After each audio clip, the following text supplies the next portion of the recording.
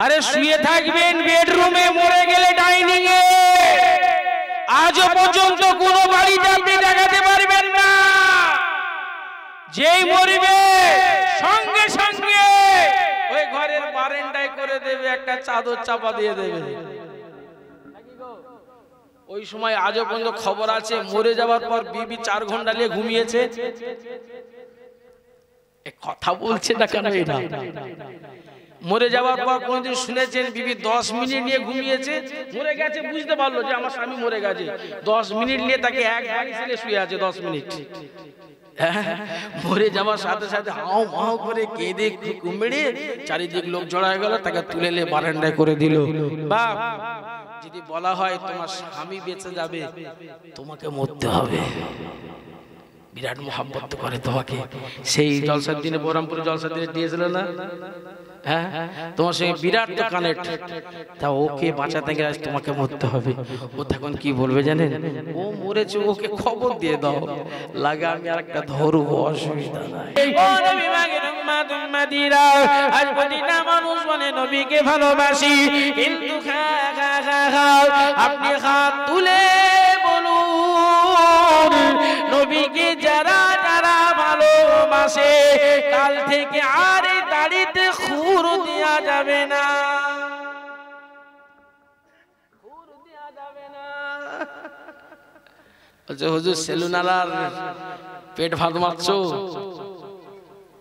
হাত তোলেন তোলেন তোলেন তোলেন তোলেন তোলেন দেখি। আমার চাচা দাঁড়িয়ে আছে তাও হাত তুলতেছে।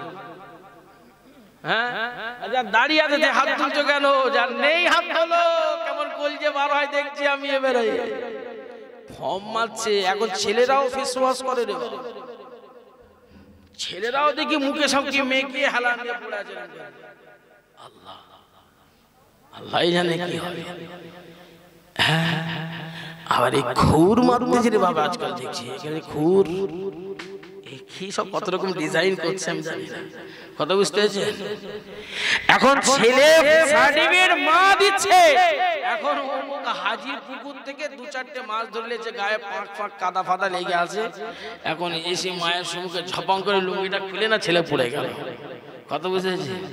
বলছি মা সেই আব্দুল সত্তার হাজি, ও বিরাট বদ লোক, খাটের গোড়ায় একটা লাঠি নিয়ে বসে আছে। আমি না ওই ভেতর দিয়ে আস্তে আস্তে আস্তে আস্তে ঠিক ওই মানে জঙ্গল মতো আছে, একটু ঘাস ফাটারি আছে, তাতে ছিঁড়ে ছাড়ে যা তার পুকুরে পড়ে 4-5টা মাছ ধরে নিয়েছে। মা তখন ছেলেকে বলছে বাবা যা তাড়াতাড়ি গোসল করাই, আমি বেঁচে রান্না করে রেডি করি। এখন এর মাছগুলো বেচে এখন ঘাটে যে ঘষতে যে আরো 4টে বুবুকে যে বলে, ও বুবু জানিস আমার ছেলে না বিরাট ফাস্ট মাছ ধরা। মা ছেলে সার্টিফিকেট দিচ্ছে আমার ছেলে পাক্কা চোর। কথা বুঝতে পেরেছেন? জি ওই রান্না হয়ে গেল। রান্না হয়ে যাওয়ার পর বাপু কাছ থেকে ফিরেছে, ছেলেও গা ধুয়ে এসেছে। এখন মা ভাত দিয়েছে, এখন সে মাছ রান্না তো দেবে নাকি গো বাপ? বাপ একবারে খোঁজ নিল না যে মাছ কোথা থেকে নিল। তা তাই হোক বাপ ভাত খেয়ে নিল, ছেলেকে ভাত খাওয়ালো, মা নিজে খেলো, আর পেটে আব্দুল কাদের জিলানী যেটা আছে 6 মাসে সেটাও খেলো। 18 পারা হাফেজ হয়ে বার হবে। কথা বুঝতে পেরেছেন? কথা বুঝতে পারছি না আপনার এলাকার লোককে বলছি রে, আমরা হাওড়া জেলা আমতার লোককে বলছি রে বাপ, পেটে যে 6 মাসের আছে মায়ের সেটা মা খেলে তো ছেলে খাবে। আর ওই ছেলে চুরি করে মাছ যদি মা খায়, ওই ছেলে সেই মার খাওয়াটা খেলো। ওই ছেলেটা পৃথিবীতে এসে মার্কা হবে, দাড়ি চাচা মার্কা হবে, খুর মারা হবে। ওই ছেলে বেরোজাদার বেনামাজি হবে। ওই ছেলের জন্য তাবিজ লাগবে না, কিছুই লাগবে না। জলসার দিনে প্যান্ট শার্ট পরে ঘুরবে, এখানে বসবে না, মেলায় বসবে। পকেটগুলো চেক করে দেখো, অনেক মোবাইল নাম্বার পকেটে লিখে রেখে দিয়েছে, খালি ছুঁড়ে দিচ্ছে। লে বলছি ও চাচা ছেলের খবরটা একটু নিয়ে দেখবে। মেয়েরাও দেখছেন ছুঁড়ে দিচ্ছেন ভাবে। সেদিন থেকে আমার গায়ে পড়েই গেল ওর মতো ভাব ভাব জানেন ভাই, একটা জলসায় আল্লাহ জলসার দিনে শর্ট মুখে লিখছে রে বাপ নাম্বার। লিখে চোখে চোখে কথা ছুড়ে দিল, এম দিয়ে দিল, ও নিয়ে নিল, ও নিয়ে ওর সঙ্গে যোগাযোগ হয়ে গেল। আপনি বলুন ওরা যে কাজটা করছে মাশাআল্লাহ ভালো কাজ, আমি খারাপ বলবো না। আপনি বলুন ও নাম্বার নিয়ে নিল, কথাবার্তা হলো, ওরা দুটো আড়াইটা জেগে জেগে জেগে জেগে জেগে জেগে বছর দুয়েক চললো। ওই ছেলে মেয়েটাকে তুমি একবার জিজ্ঞাসা করবে বিসমিল্লাহি ওয়া ফি সাবিলিল্লাহি ওয়া আলা মিল্লাতি, রাত্রে চ্যাটিং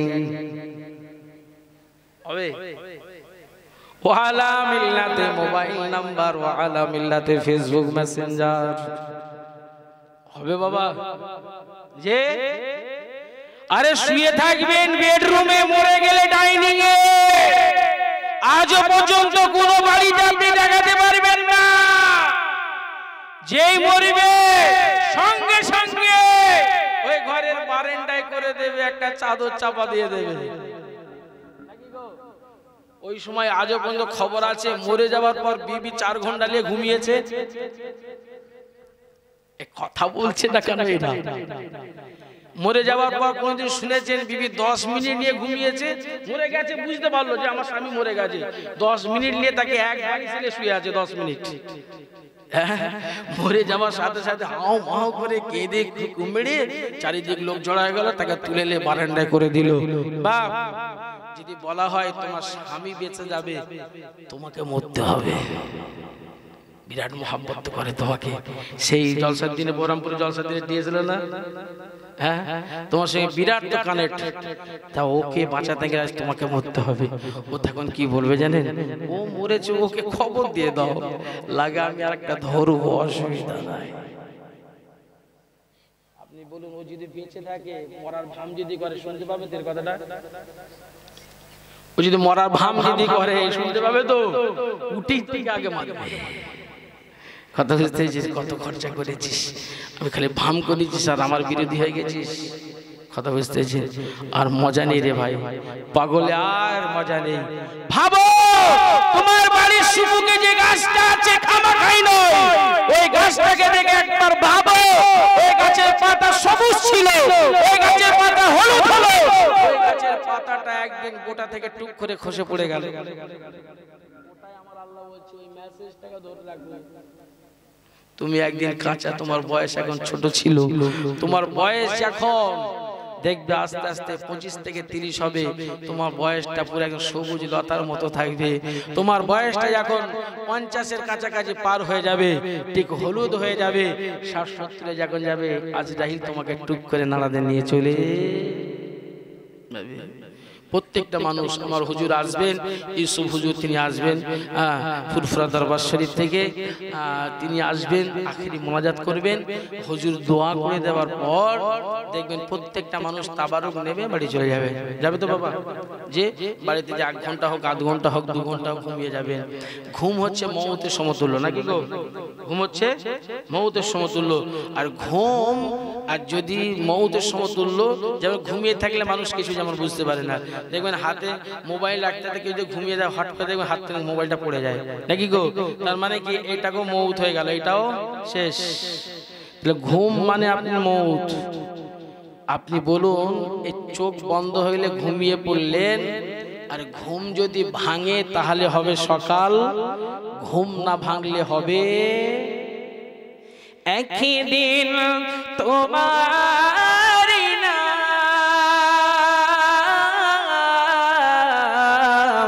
মসজিদে হবে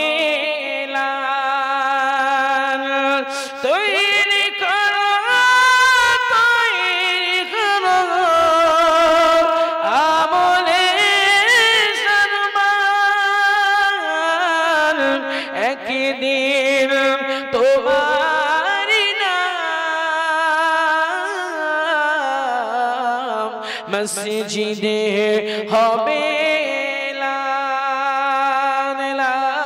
ইলাহা, আওয়াজ লা ইলাহা, লা ইলাহা ইল্লাল্লাহ। আত্মীয় স্বজন তোমায় পরাবে কাফন,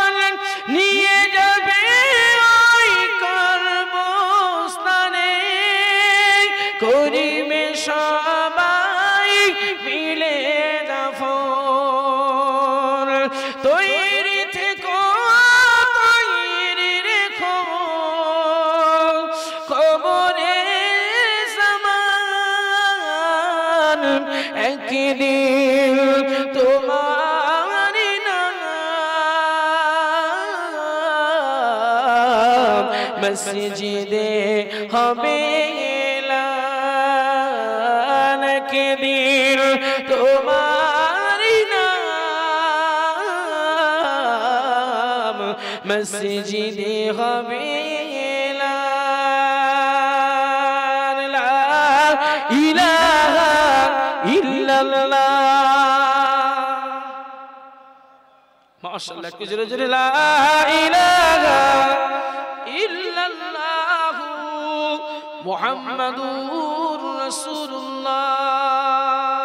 ভাই আমার দোস্ত আমার, একদিন মসজিদে এলান হবে, আপনি ভাববেন না আপনার জন্য কিন্তু কাপড় রেডি হয়ে গেছে, হয়নি বাবা? জি, কোন এক মার্কেটে ঘুরছে, বিশ্বাস করতে আপনাকে, আপনার কাপড় অলরেডি তৈরি হয়ে গেছে, মার্কেটে ঘুরছে, কোন এক স্টলে আছে, আপনার জন্য সে কোদাল কিন্তু রেডি হয়ে গেছে, আপনার জন্য সে শাবল কিন্তু রেডি হয়ে গেছে, আপনার জন্য সেই বাঁশ গাছের ঝাড় বাঁশ গাছ তৈরি হয়ে আছে, আপনার জন্য কিন্তু সব ব্যস্তর মধ্যে হয়ে আছে, সব আপনার জন্য পাটে পাটে কিন্তু রেডি হয়ে আছে, খালি আপনি চোখটা বন্ধ করবেন, সময় মতো সব কাজ একটার পর একটা হয়ে যাবে। তবে মরে যাবার আগে অন্তত কবরটাকে একটু ভালো করবেন। কবরটাকে ভালো করতে গেলে একমাত্র শুধুমাত্র কেবলমাত্র সেই জায়গাটাকে ঠিক করতে হবে। কবর বড় ভয়ঙ্কর জায়গা, আর কবর বড় শান্তিময় জায়গা, কথা বুঝতে পেরেছেন? কবর বড় ভয়ঙ্কর, আবার কবর বড় কঠিন জায়গা। কবরটা যদি তোমার জন্য ভালো হয়ে যায়, তোমার জন্য সমস্ত ঘাটিটা আমার আল্লাহ ভালো করে দেবে। জোরে বলুন, আরো জোরে বলে। কবরটা যদি তোমার জন্য ক্ষতি হয়ে যায়, কষ্ট যদি হয়ে যায়, নিশ্চয়ই সেদিন তোমার জন্য আমার জন্য তোমার জন্য আমার জন্য কঠিন হয়ে যাবে। যেমন দেখবেন এক দেশ থেকে আরেক দেশে আপনাকে যেতে গেলে আপনাকে ভিসা তৈরি করতে হবে, পাসপোর্ট তৈরি করতে হবে, আর একটা তার সাথে সাথে দেখবেন বর্ডার যখন ক্রস করবেন, বর্ডারে যদি আপনার অসুবিধা যদি না হয়, সারা দেশটা আপনি ঘুরবেন, আপনার অসুবিধা হবে না। আর যদি বর্ডার অসুবিধা হয়ে যায়,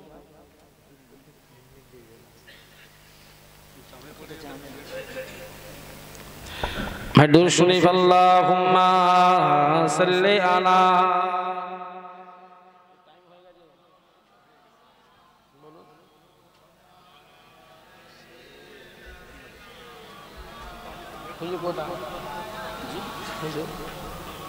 ইকো পার্ক পার হয়ে চলে আসছে, আর মিনিট কুড়ি লাগে, জ্যামে আটকেছি। ইকো পার্ক মানে তো অনেক রাস্তা, তার থেকে আরো 2-10 মিনিট আগে চলে আসছে, মিনিট 15 আগে কথা হয়েছে। জিকির করুন লা ইলাহা ইল্লাল্লাহ। এরপরে যদি আমার দাওয়াত থাকতো কি হতো? সেটা আমাদের ধরতে হতো। লা ইলাহা ইল্লাল্লাহ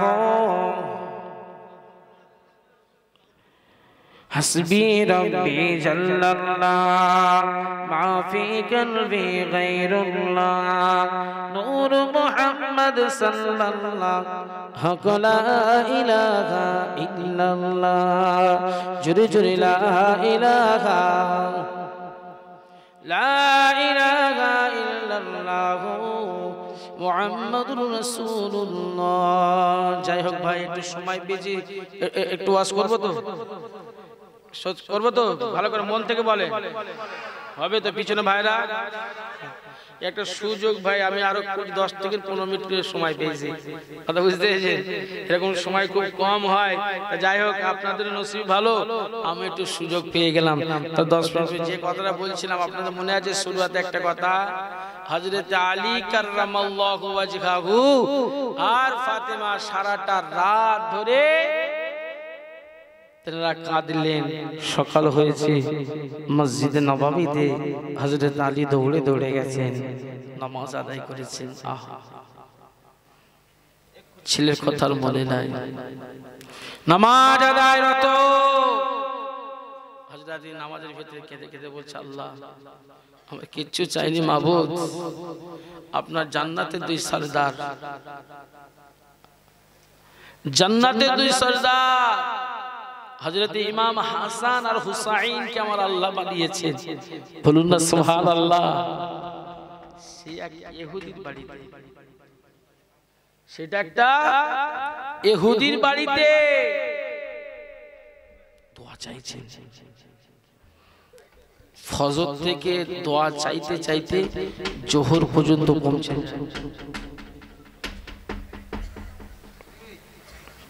জোহর পর্যন্ত পৌঁছে গেল। মুসলমান শুনে গেলেন ও নবী মাগের উম্মাত মদিনা, ছেলেরা বাচ্চারা জওয়ানেরা, বিশ্ব নবী জনাবে মুহাম্মদুর রাসূলুল্লাহ সাল্লাল্লাহু আলাইহি ওয়াসাল্লাম আমার নবী মসজিদ মদিনা নববী শরীফ, কত বড় মসজিদ! এই মসজিদে 30 লক্ষ মানুষ এক ইমামের পিছনে নামাজ আদায় করতে পারে। মসজিদে নববী শরীফে, মসজিদে নববী শরীফে হযরত আলী কাররামাল্লাহু ওয়াজহাহু হুজুর আমার হাত তুলে দোয়া করে, রব্বি আল্লাহ রব্বি আল্লাহ রব্বি আল্লাহ রব্বি আল্লাহ রব্বি আল্লাহ, আল্লাহ গো আমার 200 রিজিক দাও, আল্লাহ আমার লাগে দিগার ইমাম হাসান হুসাইন, আল্লাহ গো সূর্য ডোবার আগে আমি ইহুদির বাড়িতে যদি 200 টাকা যদি না দিতে না পারি, ইহুদি আমার ছেলেকে অন্য কোন জায়গায় বিক্রি করে দিতে পারে। ও রব্বি আল্লাহ, আপনি আমায় 200 টাকা রিজিক দাও। হযরত আলী পেটে খাওয়ার জন্য চাইলেন না, বাড়ি গাড়ি করার জন্য চাইলেন না। আল্লাহ গো তোমার জান্নাতে 2 সরদার, আল্লাহ গো আমাকে যে আমার নবী বলতেন আনা মাদিনাতুল ইলমি ওয়া আলিয়াম বাবুহা, যিনি হাত তুলেছিলেন আমার নবী হযরত আলীকে দেখে বলতেন এ মদিনার মদিনা জ্ঞানের সরদার হলাম আমি, আর এই মদিনা শহরের দরজা জ্ঞানের দরজা হলো আমার জামাতা আলী কাররামাল্লাহু ওয়াজহাহু। হযরত আলী দোয়া চাইতে চাইতে আসরের পর্যন্ত চলে আসে। আসরে নামাজ পড়ে হুজুর আমার কাকতি বিনুতির সঙ্গে চোখ দিয়ে টাপ টাপ করে পানি টোসা গড়িয়ে যায়। ও রব্বি আল্লাহ, আর কিছুক্ষণের ভিতরে সূর্য ডুবে যাবে গো আল্লাহ। আল্লাহ গো আমি ইহুদিকে সুবহান দিয়ে এসেছি, আমি যদি 200 টাকা যদি না দিতে পারি আমার ইমাম হাসান হুসাইনকে দেবে না, আমি ফাতেমাকে কি যে বলবো, ফাতেমাকে কি শোনাবো? না না না, হযরত আলী কাররামাল্লাহু ওয়াজহাহু হুজুর আমার দোয়া চাইতে চাইতে মাগরিবের আযান হয়ে যায়। মদিনা নববী শরীফে মাগরিবের আযান হয়ে যায়। এই সময় হযরত আলী কাররামাল্লাহু ওয়াজহাহু হুজুর আমার মাগরিবের নামাজ আদায় করলেন। আমার আল্লাহর কাছে আবারও চাইলেন অত ইজ্জু মান তাশা অত দিল্লু মান তাশা, ইজ্জতের মালিক তুমি আল্লাহ। ও রব্বি আল্লাহ, ইজ্জতের মালিক তুমি আল্লাহ। তুলিজুল লাইলা ফিন নাহারি ওয়া তুরিজুন নাহারা ফিল লাইল, আল্লাহ আপনি রাতের ভিতর থেকে দিনও বানাতে পারো। আল্লাহ গো আপনার শাহী দরবারে চাই, আল্লাহ আপনি আমাকে 200 দিরহাম রিজিকের ব্যবস্থা করে দাও। হযরত আলী চোখ দিয়ে 2 ফোঁটা পানি এই হাতের তালুর মাঝ বরাবর পড়ে যায়।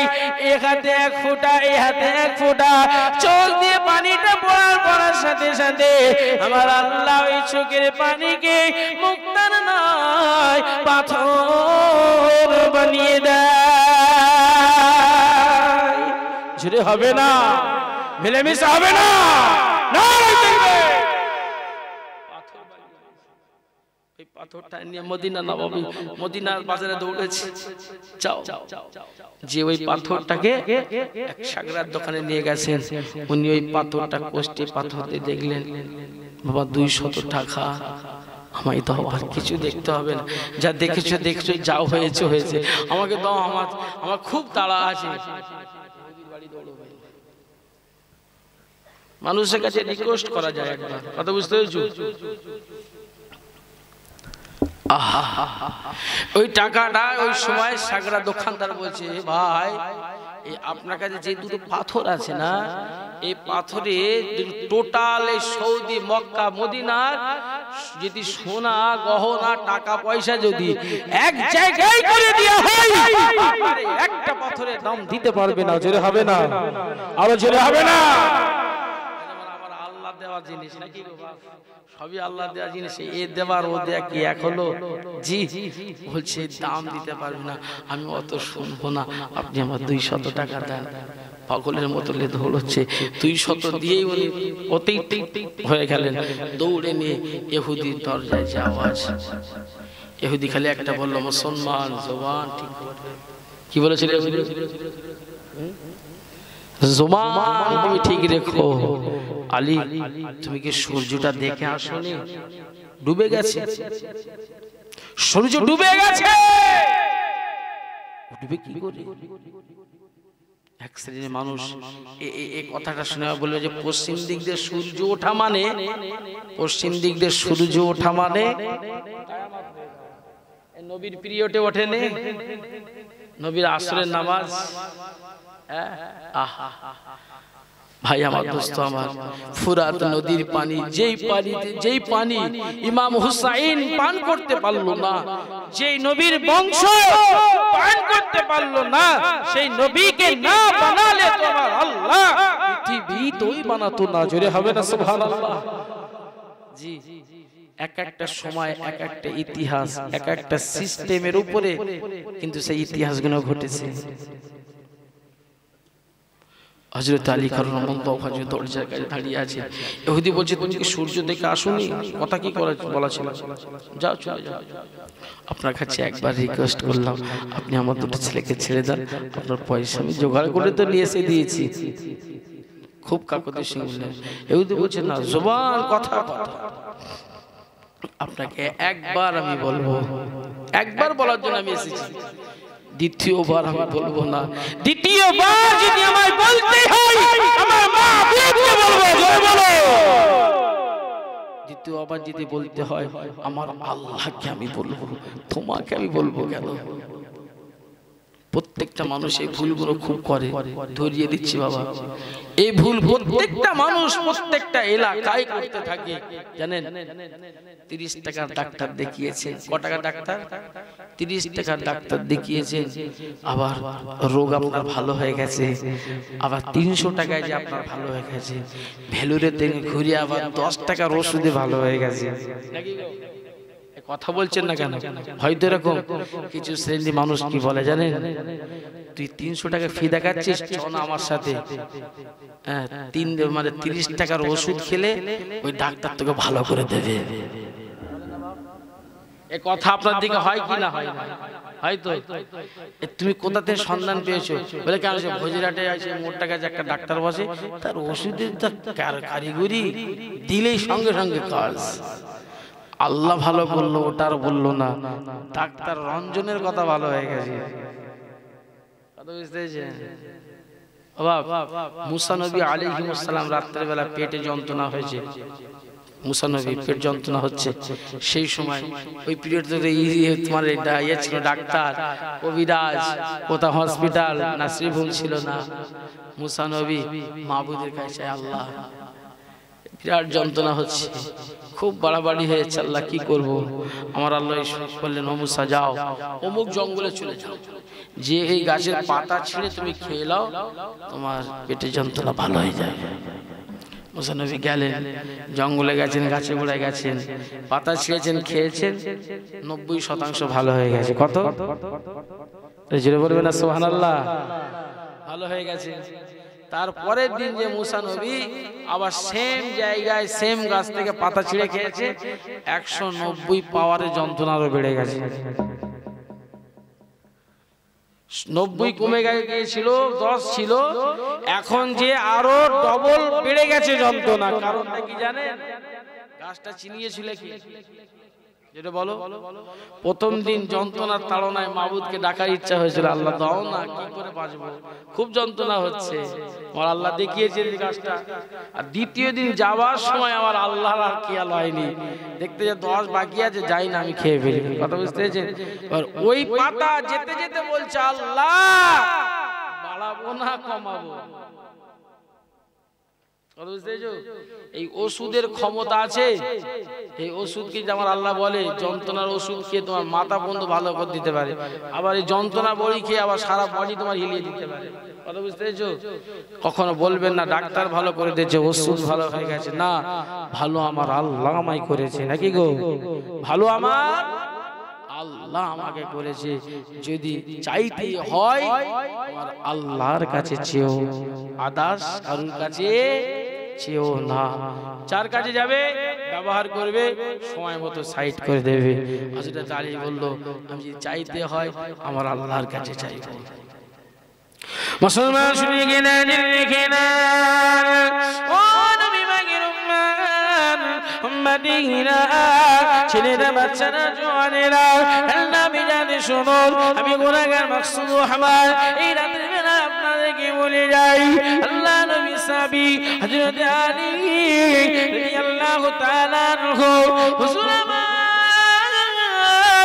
এই সময় আল্লাহ শহীদের বারে দুটো হাত তুলে বললেন, ও রব্বি আল্লাহ, তুমি দিনের ভিতর থেকে রাত ঘটাতে পারো, রাতের ভিতর থেকে দিন ঘটাতে পারো, আল্লাহ তুমি বাজার ভিতরে পেটে ছেলে দিতে পারো, ও রব্বি আল্লাহ তোমার বল দিতে পারো, আল্লাহ যে বোবা হয় তার মুখে কথা দিতে পারো, যে চোখে দেখতে পায় না হঠাৎ চোখে দেখতে পায়, তার চোখে রোশনি ফিরিয়ে দিতে পারো, ও রব্বি আল্লাহ আপনি সাদার ভিতরে কালো বানাতে পারো, কালোর ভিতরে সাদা বানাতে পারো, আল্লাহ আপনি সবই তো পারেন, আল্লাহ আমি বিশ্বাস করি মাবুদ তোমাকে আল্লাহ আল্লাহ আল্লাহ বলে মেনে নিছি। আল্লাহ গো, আল্লাহ তো আমার এলাকি দিগার ইমাম হাসান হুসাইনের জন্য আপনার শহীদ দরবারে হাত তুললাম, আল্লাহ গো আপনি কি পারেন না এই ডুবে যাওয়া সূর্যকে আবার তুলে দিতে পারে? ও রব্বি আল্লাহ আপনি যদি না তোলেন আমি মাথা তুলবো না, আল্লাহ আমি মাথা সিজদা থেকে তুলবো না। হযরত আলী সিজদায় পড়ে বাসুর বাচ্চার মতো টুকরে টুকরে কাঁদে, বাসুর বাচ্চার মতো খাও খাও করে কাঁদতে থাকে। ওই সময় গাইবি আওয়াজ, ও আলী তুমি মাথাটা তুলে দেখো। হযরত আলী সেই না মাথাটা তুলে দেখলে পশ্চিম দিকে যেন সূর্যটা ডোবা ডোবা ভাব নিয়েছে। জেরে হবে না, মিলেমিশে হবে না রে,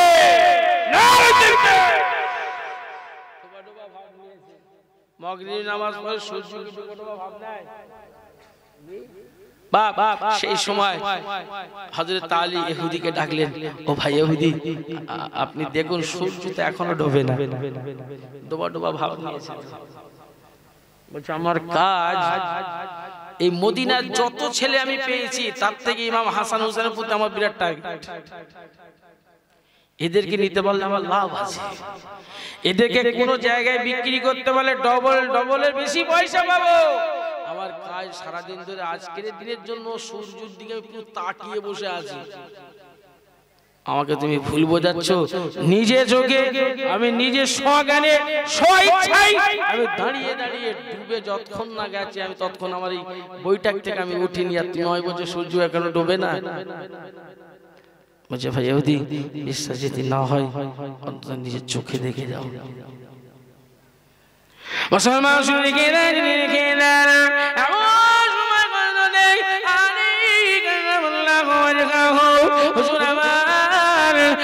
সময় এগোতে গিয়ে যেই না বললে এগোতে বললে চলেন দেখি না। ওই সময় যেই না যেই জায়গায় বসে বসে সারাদিন সূর্যটাকে দেখতে ওই জায়গায় যেই না এগোতে এসে হাজির হয়েছে, এগোতে নজরে পড়ে যায়। ওই সময় এগোতে নজরে লেগে যায়। ওই সময় আল্লাহর আসমানের দিকে ওই দিকে শুধু না ডুবা ডুবা ভাব নাই। এই সময় এগোতে সূর্যটাকে দেখে বললেন ও ভাই আলী, আমি নিজে চোখে দেখলাম সূর্যটা ডুবে গিয়েছে, কিন্তু কি করে হয় এই সম্ভব, কি করে হয়? এই সময় বলেছিল পৃথিবীর সব মানুষের কাছে এটা যদি অসম্ভব হয়ে যায়, আমার রব মাবুদের কাছে সম্ভব হয়ে যায়। জোরে হবে না? এই সময় ইহুদি বললেন ভাই আলী, তোমার এই দুই ছেলেকে নিয়ে যাও, টাকা দেওয়া লাগবে না, টাকা দেওয়া লাগবে না, তোমার এই দুই ছেলেকে নিয়ে চলে যাও, টাকা দেওয়া লাগবে না, কিন্তু তুমি ঠিকানাটা বলে যাও। এই সুন্দর আদর্শ তুমি কোথা থেকে শিখেছো? এই সুন্দর আদর্শটা তুমি কোথা থেকে নিয়েছো? এই সময় আলী বলল এই আদর্শ আখলাক চরিত্র এমন মানসিকতা আমি অন্য কোন জায়গায় শিখি না। এটা হলো মদিনাওয়ালা মদিনা নবী আমায় শিখিয়েছে। জোরে হবে না? এই আদর্শ মদিনাওয়ালা নবী আমায় শিখিয়েছে। আজ মদিনাওয়ালা নবীর নামে আপনি আর আমি জলসা দিচ্ছি। চট করে লাস্টের দিকে বলুন তো এই গ্রামের মানুষ কজন আজ বসে আছে? হাত তুলে দেখেন দেখি তো। এই গ্রামের এই যে পাড়া জলসা দিয়েছেন, যে পাড়া জলসা দিয়েছেন কজন? হায় হায় হায়, খুব জোর হাত তুলেছেন কজন? এবারে বাইরে থেকে আশেপাশে পাড়া থেকে এসেছে কজন হাত তুলুন দেখি। ওই হাতটা কত বেশি রে বাপ, এরা সব কুটুম নিয়ে ব্যস্ত হয়ে আছে। হ্যাঁ, আমার কথা বুঝতে পেরেছেন কি বললাম? আজকে যেই পাড়ায় জলসা হচ্ছে, যে তত্ত্বাবধানে তারা আছে 10-12 জন, আর বাইরের আছে আরো ধরে 30 জন। বাপ বেশি হওয়ার ছিল কোনটে গো পাড়াতে নাকি? আর হাড়ি কহাড়ি রান্না হচ্ছে? 12 হাড়ি রান্না, মানে 1200 মানুষ খাবে। 600 যদি আমার মা বোনকে দিয়ে দিই, আর 600 আল্লাহর ফেরেশতা খাবে নাকি? আমি বুঝতে পারছি না বাবা, একটু বোঝাতে তো হবে রে বাবা। ও আল্লাহ, এই 30 জনা বাইরে থেকে, 15 জনা এখান থেকে, এলাকার লোক যদি এত যদি কম যদি বসি, এরা কি কাজে ব্যস্ত? এখন কি কোনো হুজুরের কোনো পরিষেবা চলছে নাকি? হ্যাঁ, চলেনি। কি হচ্ছে জানি না। 12 হাঁড়ি রান্না প্যাকেট করতে গেলে খুব জোর 12টা ছেলে লাগতে পারে, খুব জোর 20টা ছেলে লাগবে। তাহলে বাবা 1200 হাঁড়ি রান্না যদি হয়, 600টা মদ্দার লোক গেল কোথায় রে বাবা? আরেকটা হাত তুলতে বাকি আছে, হাত তুলেন তো। কুটুম কে কে আছেন? কুটুম নেই? হ্যাঁ, তাহলে কুটুমে একটাও যদি না নেই, সব মালগুলো ঘুমোচ্ছে দেখেন। ছ্যাঁচাইতে লজ্জা করে না? কি করতে আসে ওয়াজ শুনতে? লজ্জা করা দরকার। এরা এলাকায় কুটুম বিতে করতে এসেছো না খেতে এসেছো? বিড়ি সিগারেট পিছনে সময় দিয়ে শালির সঙ্গে কি কথা না কথা কই আবার সকালবেলা, ওই কাল সকালবেলা দুপুরবেলা আবার সর্বনাশ করে যাবে। আপনি বলুন, ধরেন ঘটকপুরে ওই দিক থেকে কোন এক কুটুম এই এলাকায় জলসায় এসেছে, ও যখন নিজের গন্তব্যস্থল থেকে গাড়িতে যখন ওঠে, কিছু লোক দেখা হলে কি বলে গো বাপ? কি বলে? কোথায় যাচ্ছে? কি বলে? আমি বৈরামপুরে জলসায় যাচ্ছি, বলো তো কথাটা। পাক্কা চিটিং বাজ কোনদিন কথাটা বলবেন না, পাক্কা চিটিং বাজ এর কোনো কথা বুঝতে পেরেছেন? ওখান থেকে যখনই বলে কোথায় যাচ্ছ বলবেন আমি বৈরামপুরে ওখানে একটা জলসার জায়গায় একটা মেলা হচ্ছে ওখানে যাচ্ছি, কথাটা বলে আসবেন। আল্লাহর কসম করে বলছি আপনার গুনাহ হবে না, আমি বলছি আপনাকে। আর যদি বলেন আমি জলসায় যাচ্ছি, তাহলে জলসায় এসে বসতে হবে। তাহলে আপনি বলুন, ওখান থেকে আসলো জলসা বলে এখানে এসে মেলার ঠেলা খেলো, সময় মতো খাওয়া দাওয়া হলো, সিগারেট পিছনে সময় হলো, চিৎপাত দিয়ে কোথায় কি লুঙ্গিয়া চাল্লা যেন শুয়ে পড়লো। তারপর সকাল হয়ে গেল, হয়ে যাওয়ার পর আবার বলবে ও দুলা ভাই থেকে দাও না আজকে, তুমি বলো থেকে দাও না, ও খালু আজকে থেকে দাও না, এরকম বলে ও তো ভাবছে তুই থাকার কথা বল আমি থাকবো, কথা বুঝতে পেরেছেন। আবার দুপুর বেলা খাওয়া দাওয়া হলো, ঠিক বিকেল বেলায় ওই স্রোত আবার গাড়ি ধরে হোক নিজের গাড়ি নিয়ে হোক ঘটকপুরে আবার সেই জায়গাটা সেম জায়গায় ওঠার সময় যারা জিজ্ঞাসা করেছে তারাই আবার জিজ্ঞাসা করছে ও ভাই জলসা কেমন হলো। ওই যে পাক্কা চিটিং মার যে কি বলে জানেন, জলসা হেভি। তাহলে ভালো করে বুঝো, জলসার ময়দানে আশপাশ পর্যন্ত মারালো না, ও বলছে জলসা বিরাট ভালো হয়েছে। তাই আপনাদেরকে বলবো, আপনিও তো একদিন কারোর বাড়ি কুটুম সেজে যাবেন, যে অন্তত মাহফিলের উদ্দেশ্য করে গেলে মাহফিলে অন্তত একটু ইজ্জত দেবেন, সম্মান দেবেন। মাহফিলকে যত ইজ্জত দেবেন, যত সম্মান দেবেন, যত মোহাব্বত করবেন, আল্লাহ দেখবে আপনার সম্মানকে আরো বাড়িয়ে দেবেন। চলুন একটু দাঁড়িয়ে আমার নবী পাকের দরবারে সালাম তোহফা ইয়া নবী সালাম।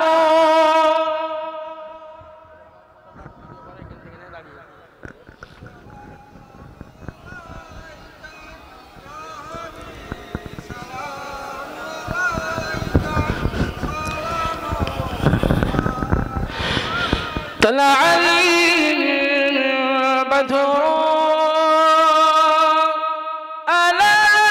علينا من ثنياته